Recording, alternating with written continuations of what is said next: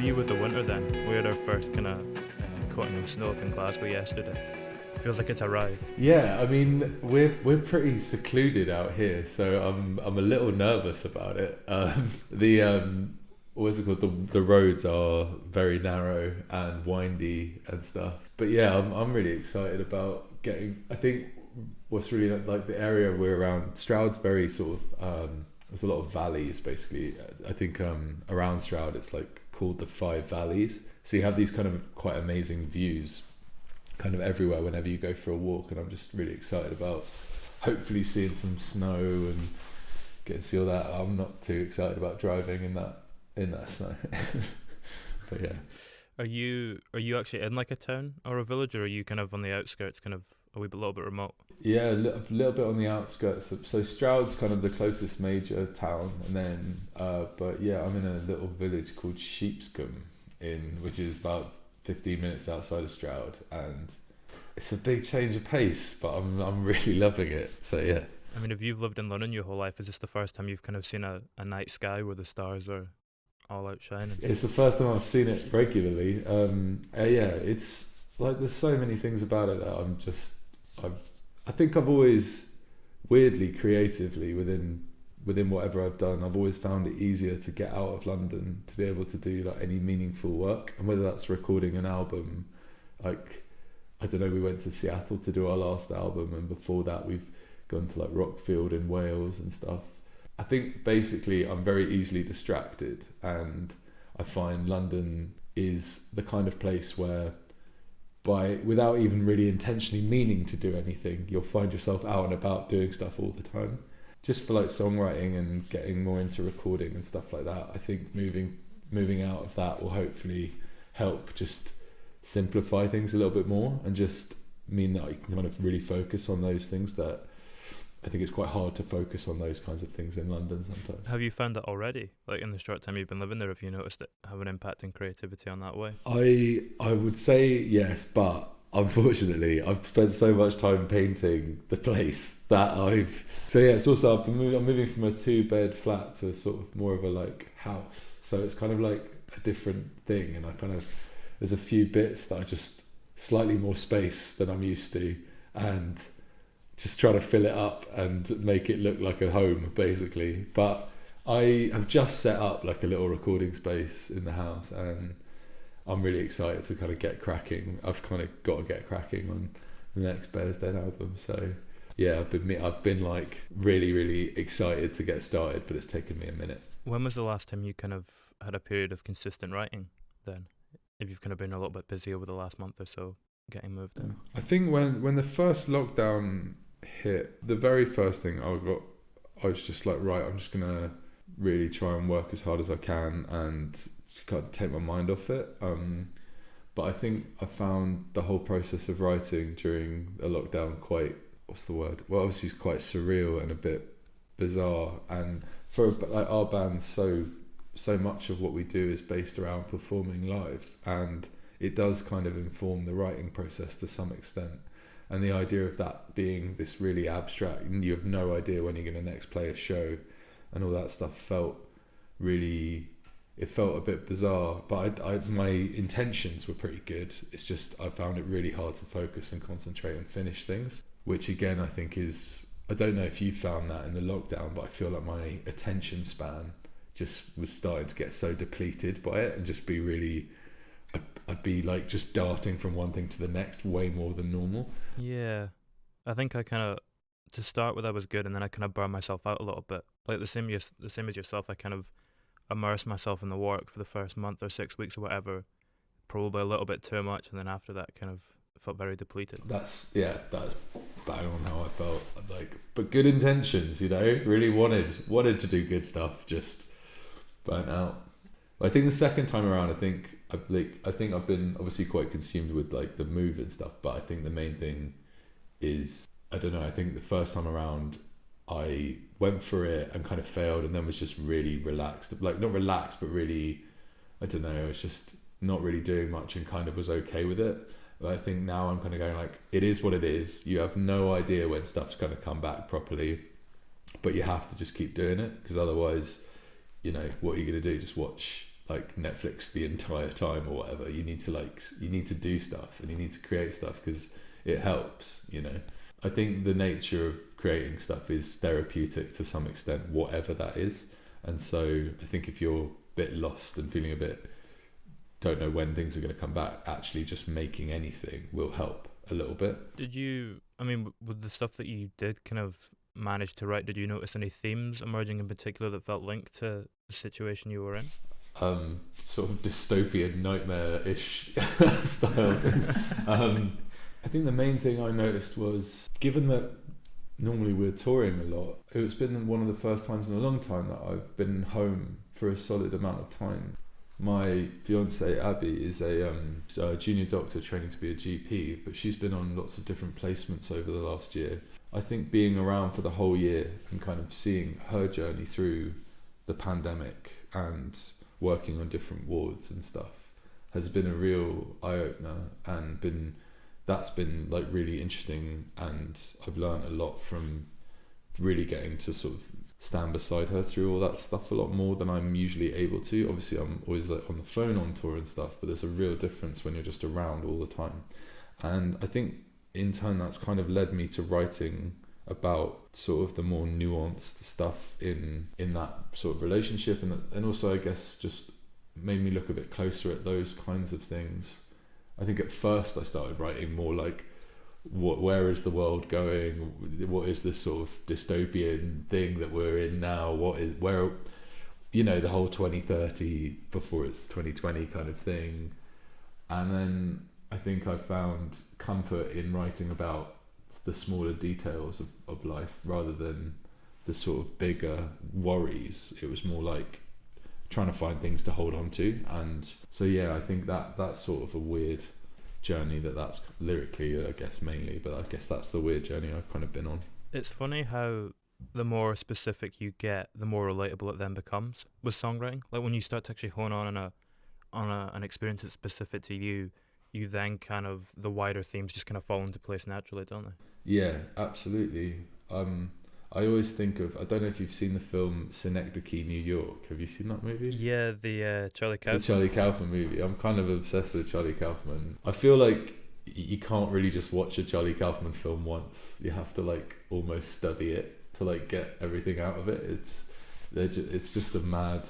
His brain it's really amazing. But yeah, I always think of Synecdoche, New York when it comes to like, I almost feel like that's a film about being. I mean, it's a film about a million things, but on a really big level, I like the idea that he's trying to make this play that includes the entirety of New York, and it's basically massively failing at being able to achieve it. And his wife does tiny miniature paintings of which you need a microscope to even look at, and she's incredibly successful. And there's something in that I thought was interesting about the tiny details, actually like being able to nail a tiny thing. You have a better chance of succeeding and being more relatable at doing that than you do if you try and do these grand sweeping like enormous statements about civilization. I guess I'm also just more drawn to those specific details in anyone's writing, because I think that stuff is the really human element, and I think revealing those details, I mean when I went to music college there was like a songwriting part of that. And I remember them sort of saying things about keeping it quite broad to allow people in, but I've always been more drawn by the detail in people's songwriting. So, yeah. Yeah, I mean, like even like individual lines in a lot of your songs, that's what kind of gives it the flavour. If you think about someone, you know, like on the new EP, like Berlin Part 2, you actually named the hotel in it. Or Breaker Keeper on the last record, the Ohio Blue Tips.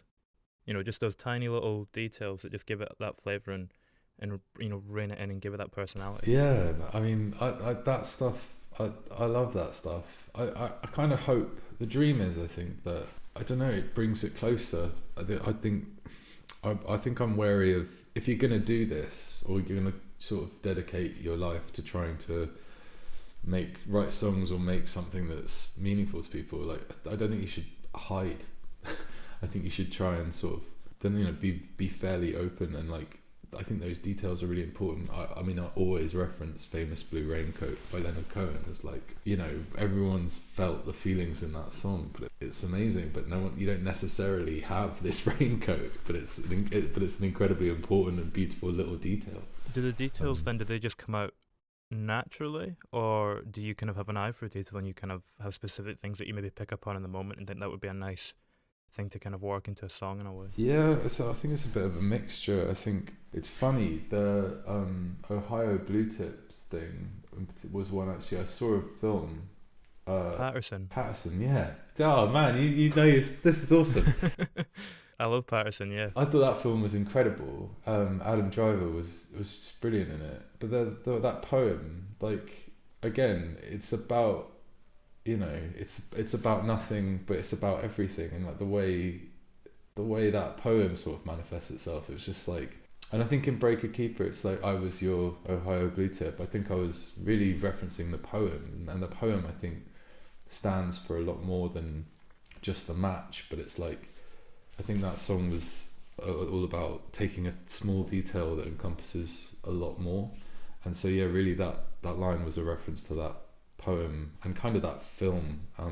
I like the idea that you can find those things everywhere, and also the Ohio Blue Tip isn't an item that personally I felt connected to before, but from that film and from the sort of the dialogue and the feelings associated with him writing that, although technically it's not written by the character of the film. Who's the actual poet who wrote it? I don't even know that. That's terrible.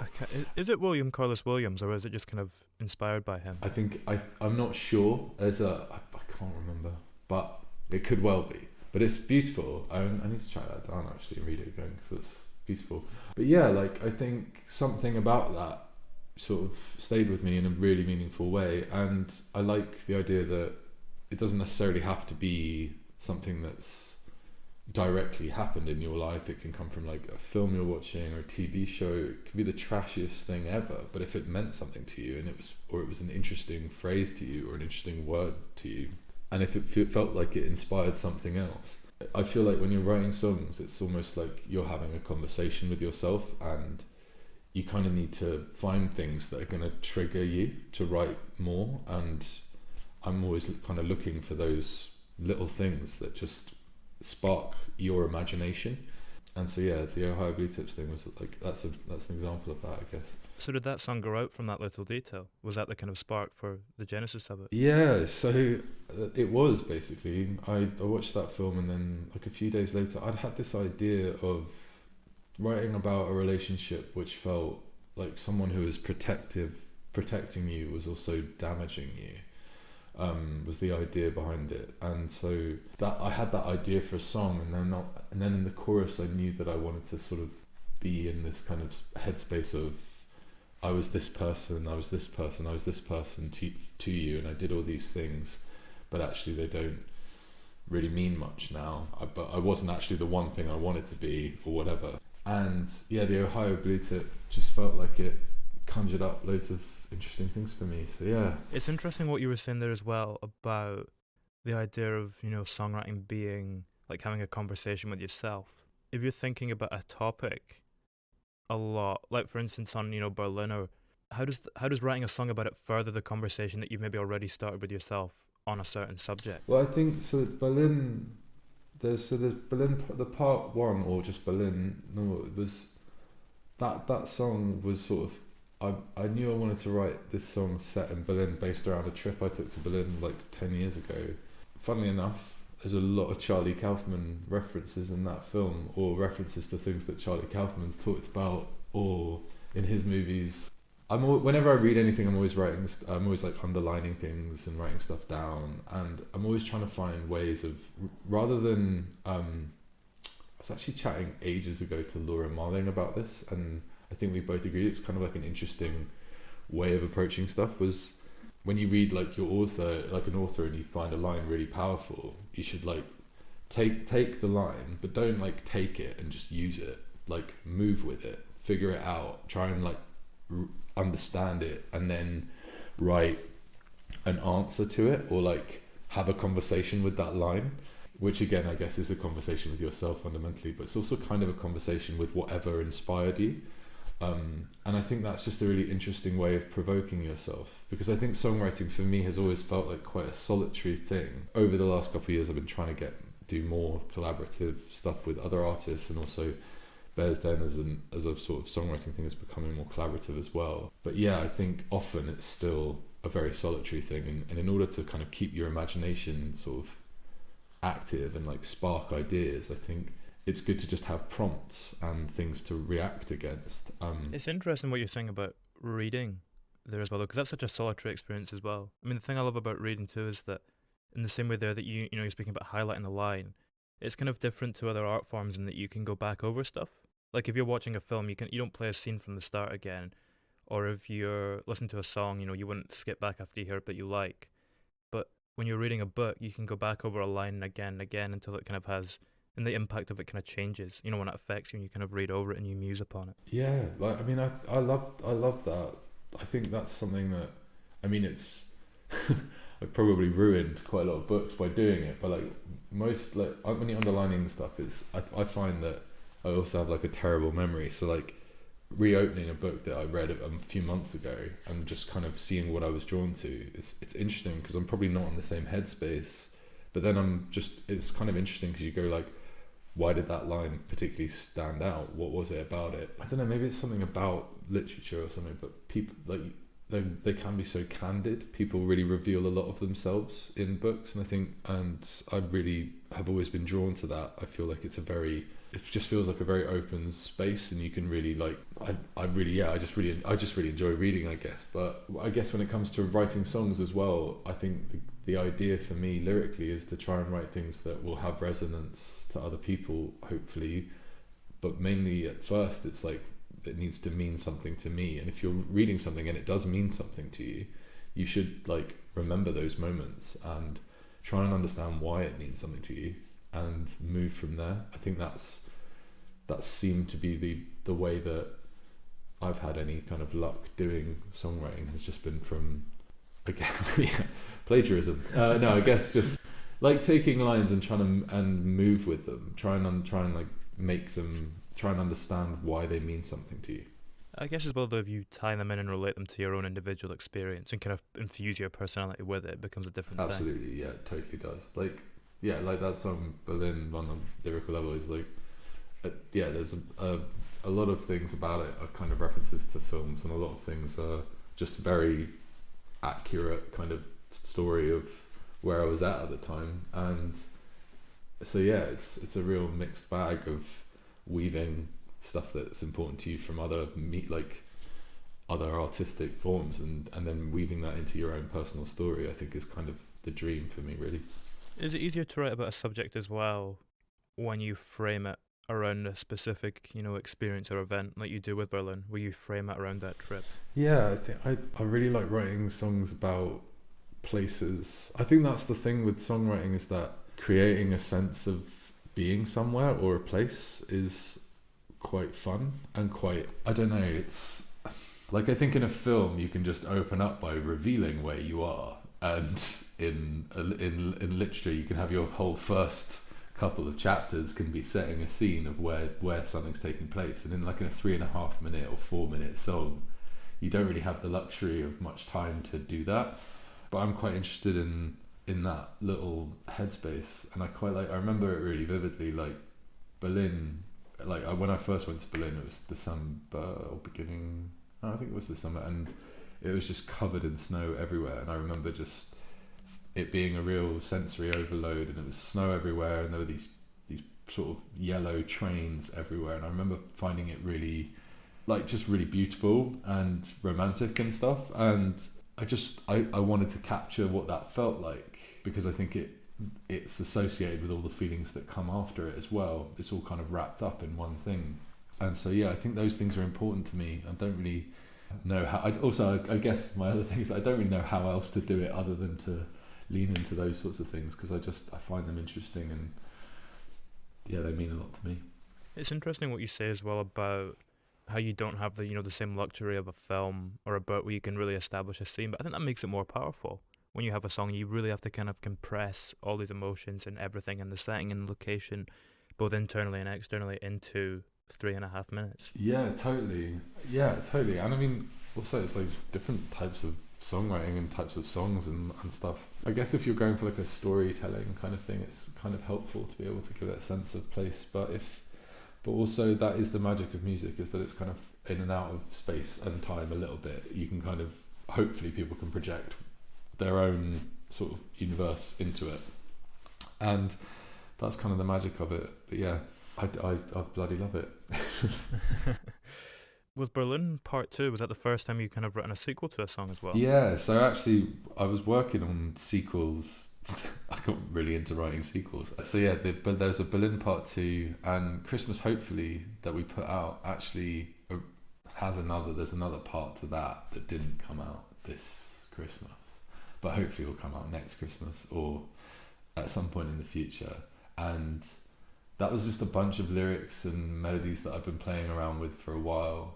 And I was in the studio with Kev, kind of showing him roughly like the chords I was working with, and he then started playing piano on it, and it just sounded about 10 times more beautiful than what I was working on musically. And so yeah, I'm really excited about that now, but it kind of all came together a bit too late to get down in the studio while we were there. But yeah, so it's the first time I've written a sequel, but I'm kind of into the idea of it. And I think it's interesting, like that idea of revisiting the same story sort of 5-10 years down the line is something that I think is quite interesting. Yeah, I mean, it carries a kind of air of reflection in a slightly different way to the first one. Yeah, definitely. How was your approach to writing it impacted by the fact that you already had something to work off of? You weren't just coming at the event for the first time, you'd already constructed something around it. Do you then have an idea of what you want to do with the second part to the narrative and to the story? Well, I think in truth, I think both stories are very sort of true to my life experience. So in some ways it wasn't sort of completely, it was finding a way of telling the truth in a sort of interesting way that kind of helped me process it, I think, as a way of talking about it. I think in the first song I was in a different headspace, but the person that I'm talking to in that song is the same person that I'm talking to in the second song. It's all built around one relationship at very different points. And I think what I was interested in with those two songs was, the first song was about a distance from being apart from someone, and the second song's kind of about a distance when you're with someone. And I think that was interesting to me, and I think that was kind of a springboard for me, was how can I sort of talk about the intimacy and distance of this relationship at the same time, and do that also while sort of being very aware that it is the second part of that song. But I mean, there's only one lyric that's the same, and it's like, all I can offer is a hand to hold, is like a line that's in both songs. And I think that line felt like a kind of fundamentally the sort of the end answer to both songs, is that I think it's like, I can't change anything that's happened, but all I can offer is a hand to hold. And that felt like that's kind of the sort of gist of what I wanted to get to with both songs, I guess. Yeah, I mean, it links both of those emotions. They're similar in a way because they're both about distance, but they feel very different when you're experiencing them. Yeah, totally, exactly. Have you been back to Berlin since, in the interim between writing the two songs? I've been back many times. I love Berlin so much. It's like, I think it's just the best city ever. I think it's brilliant. I always have a great time. We've toured there a lot, and something about it. It's a really magical city. Have you been to Berlin? I've never been to Berlin. I've never been to Germany. Mate, you've gotta go. Like, I mean, Berlin is. Oh, sorry, I just thought that's probably not cool. Nah, you're cool. You're fine as well. Okay, Berlin is fucking awesome. Berlin is really great. I might be my favorite European city.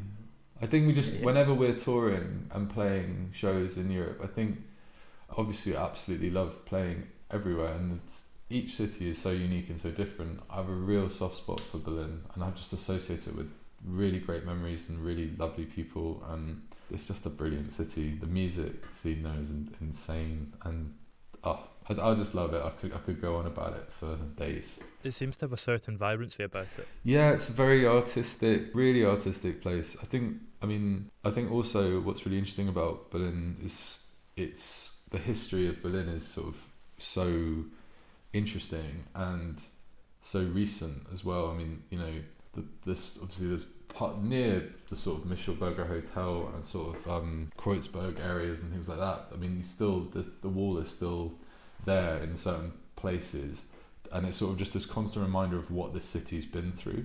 And I think something about that, and something about how, like, I don't know, there's a really beautiful like kind of energy to the place, and you meet so many interesting creative people all the time.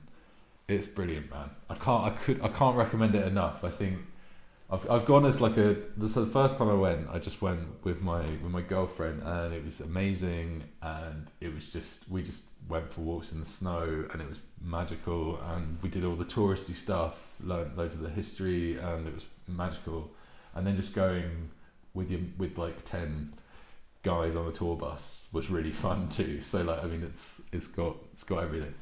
There's a certain freedom when you visit a place for a second time because you don't feel that pressure to do all the stuff that you're supposed to. Oh, totally. Yeah. Just because I think also now between everyone we in our sort of collective touring gang, like between us all, there's probably a gang of about 20 to 30 friends on the side of, so we go there and it doesn't really feel like you're in a different city to like, it feels like you're at home in a way as well. And yeah, I mean, I honestly, I just couldn't recommend a place, the city enough, really. It's interesting what you said about, the Berlin Wall still being standing in some parts, and it's there as a reminder of what's happened to the city and what's been. Is that the same for you with your music and your songs? When you're performing them live, do they kind of serve as a reminder of the journey you've been on, or are you not really thinking about the kind of content of them when you're in that live arena, or how does that kind of work for you? Yeah, I think it's a pretty good question. I think the main thing is that I've always, I guess it's that thing again, going back to it, of trying to write stuff that's really grand and sweeping. I'm not very good at doing, but I think writing a song about like the specific details and a sort of more like you're writing a journal, I guess, approach to writing songs is something that I feel like I can do. And I definitely use songwriting as a form of therapy to some extent, and it helps me organize my thoughts a lot. And I guess by telling yourself a story of how things are, it helps you understand them. I think in essence though, yeah, I think the songs that we have written and like everything that's associated with Bears Den and all the traveling we've done, I think all of those places and all of those memories and all the songs that are entwined with all of that definitely sort of serve as reminders. And I guess I'm quite drawn to writing quite sort of small stories that are just, it kind of just help me figure out stuff, but when I look back on them, they are just kind of constant reminders of things that have gone before and those moments in time as well. You get quite a strong sense of that, with the opener, Christmas Hopefully. It kind of feels like you maybe kind of not maybe moving on in some ways from a certain set of experiences at one point in your life, or kind of coming to terms with them a little bit in your songwriting. Yeah, definitely. I think that's a thing for me as well. I think that, well, I mean, it's funny, isn't it? When you start out, you're just trying to write a song, and and you like it. First and foremost, you're like, I want to write something that I think is okay, or I'm willing to play to people. I never really imagined being in the position where we were like about to work on our fourth album and have toured as much as we have, and to be in the position that we are. I just never really imagined it. Writing songs like kind of evolves and changes, and I think with Christmas Hopefully, I think you're exactly right. I think I like the idea of talking about those sort of trickier things as a way of kind of putting them to bed and trying to like move forward in your life or whatever. And otherwise I feel like you can get stuck in a rut of kind of cycling the same emotions, and I think that's when that's not that healthy either, really, to just be stuck in difficult things and then going on tour and having to talk about those difficult things and play shows to people, and the actual content of what you're saying is stuff that you sort of struggle with and isn't stuff that you've worked through. It's just sort of stuff that you're saying that's difficult, kind of thing. So yeah, I think with Christmas, hopefully that is a bit about talking about some of the harder things in the past, but in a hopeful way in which that you're not still going to be bothered by them, if that makes sense. Oh, yeah. When you guys first started out, did that surprise you in a way? Like what you were saying there, that you put these things in a song sometime and you haven't really worked through them for yourself. When you initially went on tour and you were kind of being forced to play these things all the time and relive those emotions, did that kind of surprise you and did it force you to work through them? Yeah, I think definitely. I think the nature of the songs in Bez then is that they are personal, and so I think there's definitely been times where we've made records and they felt really sort of in the moment and really personal at the time, and that's been quite difficult sometimes to just stand on stage and perform those sorts of things every night. But I think that's something that I'm kind of learning how to manage a bit better, and just there's different ways of looking at it. I mean, obviously I want to try and be as honest as possible to what's going on, but at the same time you want to be doing that in a way that's not going to be negative for yourself personally as you live your life. And it's just getting that balance right, I think, is something that I'm more aware of now than I was at the beginning. And I think, yeah, I mean, if you're doing something that is a bit difficult and emotionally for you to sort of process or whatever, and then you're on the road touring it for 18 months and not really around, you're not with your partner and you're not going to see your family, and you're going to be doing a lot of sort of sessions and things like that, it can be quite a lot. So I think it's trying to do that in a way that's healthy as well. At what point did you feel like you first hit that balance and you kind of first managed to strike it and have it in a way that you could manage in a healthy manner? Yeah, I'm very aware now that I'm sounding like I've got this all sorted, and I definitely don't. um, It's a continuing process, though, isn't it? Absolutely. I think it's kind of a case of wanting to make sure that you're not just like sort of dwelling in it and like overindulging that sort of stuff. I think there's definitely like it's important to talk about things that are like difficult, and I kind of feel like I like that about songwriting. I think I see it as a space where I can kind of talk about anything and be really open with it. But at the same time, I think it's also, you don't want to overindulge that stuff too much. And I think there is a line there. And yeah, it's a tough line to like know whether you're doing something that's going to be helpful or not. But I think all of our songs, and also working, it's kind of the magic of making music, I guess, as well. And I think between Kev and I's collaborations musically with each song, I think there's always hope in that, however bleak something may feel or however difficult things that you're talking about may be, there's a lot of hope to them. And some of the songs that I would have said have been our like less accessible or more sort of intimate moments that might not connect with as many people, some of those songs are the ones that go down, are the most sing-alongy ones live that we have, and you wouldn't expect it at all. It's, as you said, I think it's a process, and I think it's like something that you're not going to ever be perfect at, and you're going to be on the wrong side of it every now and then. But I think just being a little bit aware of what you're doing, the fact that once you've written that song isn't over. That song is going to, every single night for a long time, you're going to have to perform it, you're going to have to talk about it, and being cool with that before you do it is kind of, you've got to make sure you're cool with it, otherwise you can be in a situation where you're not really mentally prepared for it, and in a situation where you have to be mentally prepared for it all the time. There's kind of a parallel between, life and music there in general, though, because like what you're saying there about not wanting to dwell in the same emotions, it's the same with, being in a band. You don't want to dwell in the same sound all the time. You need to have it constantly moving forward and evolving and bettering in itself. And it's the same thing with like your kind of mental state. You want to constantly be pushing it forward, but it's never going to be at a perfect state. It's just about a constant process of bettering and changing and moving it on. That's exactly it. Like, I think it's really like this is unrelated but related. Like, I was talking to a friend the other day, and I was kind of talking about this new place that I'm living in, and just sort of saying like, yeah, it's great. I'm really excited about it. Just there's so much work to do, and I think in my head I've been like, someday I'm just gonna be like, that's it, that's done.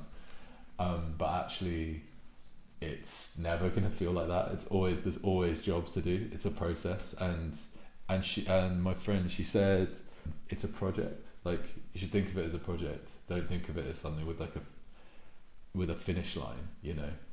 And I think Rowan, our Kevin, my manager with Bears Den, I think he really helps with that as well, and gets across that, you know, it's all part of a process, and that even, you know, every song, it's sort of like eventually you kind of have to abandon it, because it's, you know, there's always so many different things you could try and change and make better. But yeah, with everything, with mental health, with music, with songwriting, it's a journey. And there are some things that you'll do that you'll maybe look back and go like, that wasn't a good song, or that wasn't as good as it could have been, or that line feels really immature to me now, or whatever. But it's a process of you growing up and figuring out how to do stuff. And yeah, and that is interesting, I think. And I mean, I still get a lot out of doing it. So. Yeah, I mean, it's like you know, when you turn 18 or whatever point in your life, you kind of start to consciously address a lot of the kind of mental things in your head. I think the perception is that you're going to get to a point where it's all going to be fine and you're going to have fixed everything, and then there's that kind of revelation or realization that occurs where you realize it's never going to be perfect. It's just a case of, you know, continually trying to better yourself and get to that point and get to a better point, but not a perfect point. Absolutely. That's like, I think that's just bang on, man. Like, I think that's just it. Can be a tough revelation to come to, though, initially. Absolutely. But I think also it's just, I think that there's such comfort in realizing that everyone is on that same, you know, no one's on the same journey, but we're all on, it's all the same thing. Like, no one else is, however much it might look like everyone else is sorted and doesn't have anything going wrong. Like, over the last like couple of years, I was just like, every conversation, once you get past like a sort of chit chat at the pub or whatever, once you get past that with anyone, like, there's so much going on in everyone's lives, like so much, and so many different things. Everyone's on their own sort of journey, and you can't really totally fully understand everyone else's journey, but you just got to sort of, I think there's hope in that, and there's sort of comfort in that. It's recognizing that you don't have the answers, and it is a process, but everyone is in that same boat. You know, we're all struggling and find things difficult, but it's a process. Yeah, there's a sense of togetherness in it. I massively find that. I think that is something that weirdly, like, the band has kind of taught me, is that those moments where I feel really, well, at first felt really scared of performing songs that felt very personal, the like reaction to doing that was always overwhelmingly positive. I think if you entrust an audience with with more intimate details of your like life and talk quite openly about them, I think it's empowering, hopefully, for them as well. Yeah, that's something I did not see coming really with doing this, but it's been like a really amazing thing. And as I said, yeah, the songs that you think are the slow ones, or the ones that people wouldn't really relate to, like, are often, or too specific to be too relatable, are often the ones that seem to go down the best at our shows. So like, yes, we have a song called Crow, and I feel like that's such a specific song to me. I was a bit worried about it being quite alienating, but it's the complete opposite effect when we perform it. Do you reassess the songs in light of that? Not really, no. I think I just take it as a sign that it's okay to do it. Like, I think that's all I just feel like, okay, cool, like, you can talk about these things and it's okay. You don't have to like over generalize songs to make them connect with people. Actually, people connect a lot to specific details, even if they don't know those specific details. The fact that there are specific details makes it feel more personal and more real and more true, which is kind of what it is. But yeah, it's a weird one. Like, it's that, again, that whole side of things is a process as well. And sometimes I feel like I go too far down that road, and sometimes I feel like I don't go far enough down that road. It's just kind of that, in that little world, is what kind of makes me want to do it. I mean, when you think of that song as well, Crow, that's so much about your own vulnerability as much of your music is. How does that function when you're kind of incorporating someone else's vulnerability into your music, like you are with Favorite Patient? Although it's still coming from your perspective, it's obviously looking at, you know, someone else's struggle too. Is that kind of a different? Do you have to approach it differently when you're doing that, or? Yeah, that's been a real eye opener, and that's been something I've talked a lot to my fiance Abby about in the process of doing that, and also, just wanting to make sure that when I played it to her was the most nervous I've been about anything really. But actually, I wrote that song. A group of friends of mine were doing a kind of song a day thing to try and stay positive during the first lockdown. This group of about 10 people, like some really amazing artists were on there as well, all just wrote one song a day, and everyone emailed it to each other at the end of the day. Favorite Patient was one of them, and it just felt really. Abby, my fiance, was working on a psych ward in Highgate at the time, and I just something. And this was during lockdown. There were lots of COVID patients also on the psych ward, and I remember just thinking it was so intense, and just supporting her through that was difficult. And so yeah, when it came to playing that song to her, that was the most nervous I've been about it, and we had like a really like good conversation about it, and I think it's something I'm really wary of, but I think she gave me a lot of courage to kind of think about putting it out. And then Kev actually as well, Kev thought it was a song that we should put out as well, and I think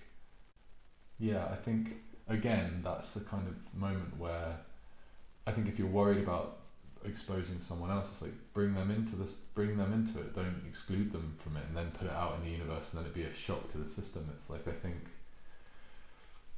it's in kind of, for me it was important that she heard it first and we talked about it, but yeah, she really loved it and thought it was a fairly accurate depiction of her like last few years. So yeah. I mean, there's a lot of realism in it, like in the way it unfolds. It's got a very kind of clear cut narrative at the center. There's no chorus in that song either, is there? No, Just there verses. isn't really. Yeah. When we were recording it, it was kind of hard to describe where you were at in the song.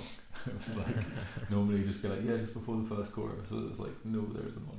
I think maybe that's the nature of writing it in kind of one go in one day, was that it just was kind of writing this, and I think part of the nature of it was that it was quite true to the moment. Like the actual patient, as a patient who passed away when Abby was working on an A&E ward, sort of before lockdown and stuff. But the sort of experience she was going through and the sort of feelings that I had when she was telling me that story, just like, but it's sort of the idea for it was started there, and then when it came to the song a day thing, I kind of was able to execute it kind of in a day. But it's like it just felt true to what we were both experiencing at the time. And definitely I think the main thing of that song was also just kind of confronting the fact that with the sort of reality of being a musician, being with a doctor is quite a sort of, I feel like I love music so much, but I think I definitely struggled a little bit during the lockdown and stuff, feeling a sense of, what does music mean right now? Like how can I be helpful? What's something that I can do that would be as helpful or even remotely near as helpful as what doctors and nurses and volunteers and carers are doing every single day at the moment. Yeah, there's something about that felt pertinent to me at the time. Yeah, there's a lot of guilt in that song to a certain degree, or a sense of it. Have you experienced like more or less guilt in that way as you've gotten more successful as a songwriter and as a band? I think, to be honest, I've always thought of music as like an amazing thing because it's so collaborative. It can be so personal, it can be so collaborative, and can be so unifying for everyone. But I think there are definitely times with music where it's quite a self-absorbed career as well, and I think I'm definitely guilty of that. I'd imagine in the same way that a lot of people are, because I think a lot of the time when you're talking about your own songs, or you're performing your own songs, or you're thinking about your own artwork for your albums and things like that, it can be quite a sort of solipsistic existence at times, and I find that I have such an admiration for doctors and for what Abby's doing, in the sense that it feels so like for the good of others, like and whereas at times songwriting can feel quite selfish. I don't think it is selfish, but I think it can feel quite selfish, and I think if you do it in the right way, it doesn't have to feel like that. But I think I've struggled a little bit with, what am I doing here? How is what I'm doing helpful or whatever? But I think that's kind of a part of any creative person's journey, is kind of figuring out that stuff a little bit. But yeah, it's the kind of the only thing I can do. But do you go to music yourself for help? Like, do you go to other people's music when you're in a kind of time of struggle? Definitely do. I think I lean on music a lot. So yeah, I mean, I and obviously I don't want to ever feel like I'm underplaying that, because I think music's been hugely valuable for me in terms of like just everything really. Like, I think there are so many big sort of life lessons I feel like I've learned from other songwriters and musicians. So I won't say that it's not something that matters at all. It does, but I think it's just more. I think I was just trying to be more true to how it feels, and in that moment in time, writing a song at home felt not as useful. Felt jarringly nowhere near as important as being a frontline care worker kind of thing, which is kind of true, but it does not necessarily not necessarily meant to undervalue it, but more to kind of question it and figure out how from that can you find ways of doing stuff. And yeah, so I think that's kind of where that song was coming from, rather than it being sort of like drenched in the guilt. It was more like, right, you're feeling this stuff, what are you going to do about it, kind of thing. Was part of that, do you think, the fact that we were all in lockdown? Like, I feel everyone kind of reassessed their lives up to where they were at that point, and kind of there was a lot of reflection going on. Yeah, I mean, yeah, it's mad. Like, I feel like it's been really, really, really reflective time. Like a lot of my really good friends have been, I don't know, just really reassessing lots of stuff, and I definitely have too. Like, in a way, I think I've seen some of my friends who've made like incredibly positive changes to like their lives in ways that were probably unimaginable before it. I've certainly felt like in the first lockdown, I think people went one of two ways, and I think I probably went the not so good way of like, at first I was really like trying to make stuff and be really positive, and then I kind of hit a wall, and then I think I just sort of got into like, I'm just going to drink loads and not really think about it and hope it goes away, and then it sort of didn't really, and you're like, okay, right, what are you gonna, how are you gonna change this stuff? And so yeah, I think for a lot of people it was a chance to reassess, but I think also for a lot of people it's just been really, really difficult. I think also that for me, a massive thing that's been on my mind is just how much it's affecting the live music industry. That like bands playing gigs is one thing, but the more like crews and session musicians side of things has been just really bothering us as a band a lot. These like the guys who do these jobs are just incredible. Like, our crew are like some of our closest friends, and our sessions are just like, I don't know, don't feel like sessions, they feel like band members. So it's been especially difficult trying to figure out ways of helping, and yeah, that sort of stuff. Did you have a conversation with Kev as well about the way? Because did you both kind of reassess things in lockdown initially? I'm interested in how those you two maybe, because you're in a similar position. I'm interested in how that you reassessing things would have compared or differed. Or I think what was nice is that we lived so close. Well, we lived so close together. We lived on the same street. Lockdown was difficult, but outside of lockdown, we were at least able to like sit in like my front garden bit and just hang out with like our dogs and just chat about everything. And I think we were like really I found hanging out with Kev just really helpful, and like really, for us as a live band, first and foremost, like our thing is that we're just kind of constantly touring and playing, and that's something that we built our kind of lives around. To not have that definitely made us reflect a lot. But I think the fundamental things were that we need to like keep making things and keep trying to stay creative. And then so I think for most of this year, I think we found it quite hard to be creative and definitely be creative together. But we were sending ideas to each other a lot. Kev was starting to write more piano ideas, which are all really beautiful. And then when Christmas was coming, I think we've kind of got in the habit over the last few years of writing some Christmas songs and stuff. And it felt like, let's try and do an EP that kind of encapsulates some of the things we've kind of gone through this year.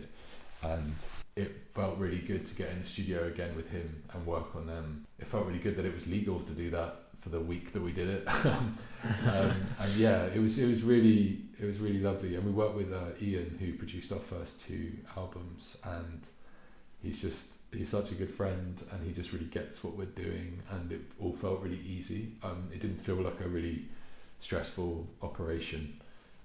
It just felt like hanging out with 2 mates and working and, you know, trying to make something that meant something to us, which was really magical. I think it's the EP format as well is quite a nice way to present it, because with it being kind of quite a difficult year, you maybe don't want to spend a whole album looking at it head on, but with the 3 tracks you kind of get a nice window into it, and it's a nice way to take stock of that experience and, you know, kind of encapsulate it nicely and tackle it in a few songs. Yeah, I think it's something that we want to do more of. I think something about Christmas and winter is a very reflective time anyway, and I think that sort of tends to lend itself to writing songs.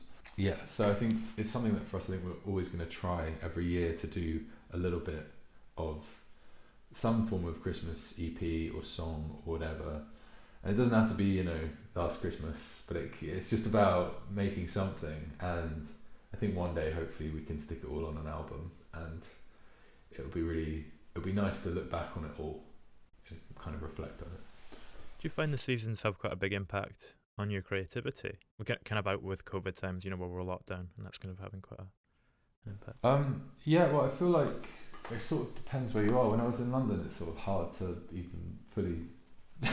Sometimes it feels like it's hard to know what season you're in. Sometimes, yeah, I think it can. I think something about winter slows everything down.